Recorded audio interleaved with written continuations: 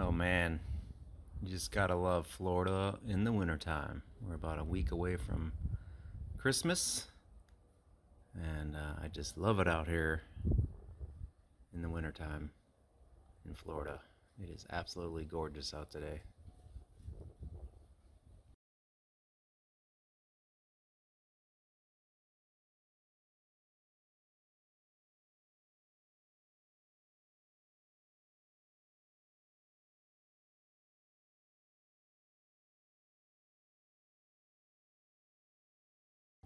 Hey guys, James here.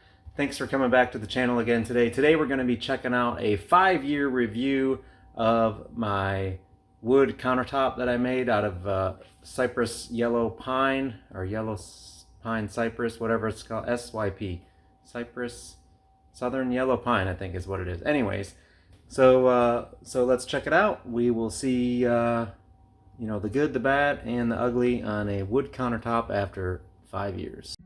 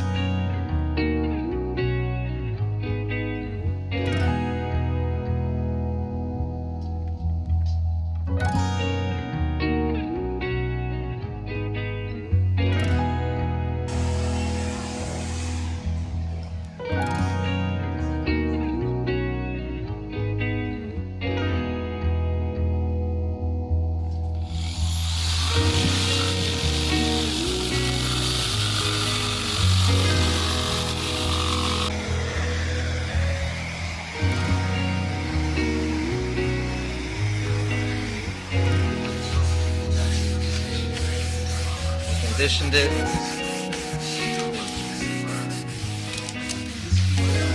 Nice and smooth. Everything looks good.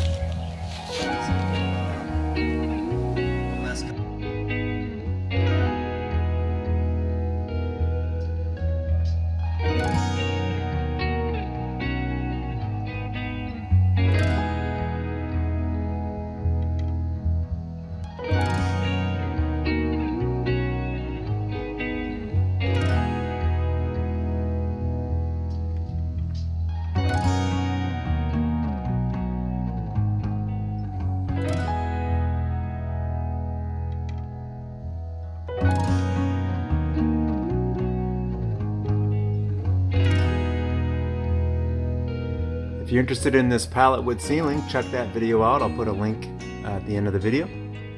Let's move on down here. So here is the countertop. I stained this with early American color stain, and then I used a Minwax water-based polyurethane, which at first, for the first, I'm saying 6 months, I did not like it. Like here, there's a drop of water sitting on here, and that drop of water would have turned the polyurethane white underneath, and it would actually bump up for until it thoroughly dried, and it was really concerning at first. But overall, this is the design. This is how it looks.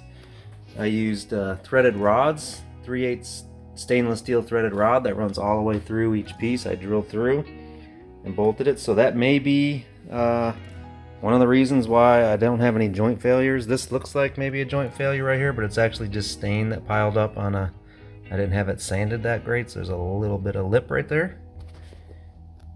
But overall, I can't tell you how happy I am with it. For I think less than $100 in material, it turned out great. It was nice contrast with the subway tile and the gray shaker cabinets. These were ready to assemble kind of DIY cabinets. I did get them put together by the supplier. They brought them here in boxes, they call them, where they're already put together, and I just had to install them. So it's maybe like a mid-range type of cabinet. They have like the soft close drawers and stuff. That one's not closing quite right. But so I also did the floor in Early American, and also all these door sills or window sills that I made. And these window sills, I used a wire wheel on a 4.5-inch angle grinder, and I kind of grind it into them to remove some of the soft wood to kind of age it a little bit, but then same clear polyurethane. And then this old wood on here has clear polyurethane over it so that these probably lead paint flakes don't flake off, but just don't eat it and you'll be fine. This is kind of my propagation station here for my plants. Persian shields, one of my favorite. I take cuts off, dip them in some rooting hormone, and then they root. You can see all the roots growing in there, and then I'll plant them. Kind of fun. Anyways, back to this counter. Let me zoom in on some of the gory details. I'm just calling it patina. Some people it might really bother. You can see some good dents right there. You know, and around this sink, you can imagine all of the banging and from pots and pans and stuff. This corner right here is pretty beat up. But, you know, it's patina. It's the age. And I will say around here and around here, I'm just amazed that I don't have any black marks or staining or anything coming out from underneath these two guys. I figured after 5-6 years I'd have some issues. I do have an issue back here. I need to re-caulk this. You can see the caulk has failed. Probably from the countertop shrinking a little bit and the caulk shrinking. So I need to address that. Probably just scrape that up and get some more caulk. And that's the gritty caulk that looks like the grout. Matches the grout real nice. And this counterpiece here is probably the most beat up because this is where everything gets dumped when we come home. So if I zoom down here, you can kind of start to see a lot of little dents and dings. You can see where this was probably Scotch-Brighted right here and it's kind of lost its shine. Lots of little dents and dings in there. But, you know, that's to be expected for a softwood countertop. And right here it gets a lot of abuse. You can see all of these, I don't know what, there's multiple of these same kind of triangle jobs in here. So somebody stabbed it with a knife or, you know, but that's just normal wear and tear and it's just gonna happen. But overall, you know, I think it really looks good. Super happy with it. It was really kind of a temporary thing. I just didn't have the money at the time to go drop $2 or $3 grand on granite or quartz or anything like that. And so for $100, you know, maybe a day's worth of time, whipped up this wood, and it's just been it's been great. People, you know, lots of compliments. Move back here a little bit. So that's the whole kitchen right there. And this is my little lake house here. It's 850 square foot lake house looking out on the lake. Go up here. Got the old tin ceiling.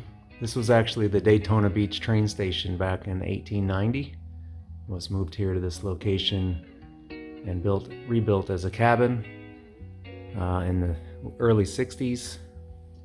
And I bought it in 2015, I guess, and did a full restoration on it. So it looks basically nothing like the way it looks now inside here. But anyways, I hope this helps, guys, in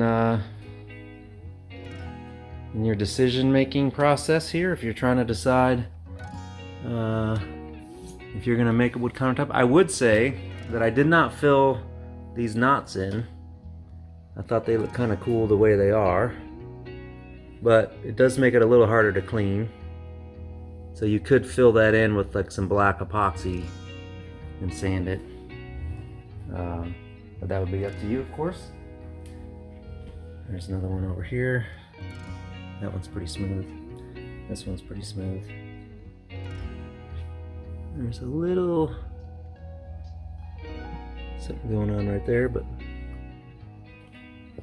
alright, so anyways, hope this helps you guys. I say go for it. I love it. Everybody loves it that comes, and it's a very, very cheap option. Even if you hired your handyman or somebody that does work for you to do it, I think they could do it with pretty minimal tools And I didn't plane these boards or anything. I just I did run it. These were 2x12s, I think, 2x10s. I did run them through a table saw on the two edges I was going to join to get rid of that little radius edge, so I had to cut about 1/4 inch off of each board. Not on the outside pieces, but I guess I probably did on this one too, and then I redid the radius on here just by hand. So you do need a table saw, and that's probably a table saw, skill saw, a jigsaw to cut out your sink, or you could do a top mount sink. And then I had to notch around this little beam here and stuff, but and then I just screwed up through the cabinets with some screws, you know, going up into it. You know, there's probably about 10 screws just holding it in, so nothing too major. And I actually made one over there. There's another counter and a cabinet over there for the washer and dryer area. But that's it. So don't forget to give this a like and a follow. I'll put a link in for the other 2 videos on this. The one where I actually made the countertop. And see you at the next one. Peace. Alright guys, hopefully that helped you make a decision on whether you want to do a wood countertop yourself. I say go for it. It was a fun project and fairly cheap. I think I was just into it for maybe right around $100, which when you compare it to quartz or granite or anything like that, where you could be into it for $2,000 or $3,000 or $4,000 easy.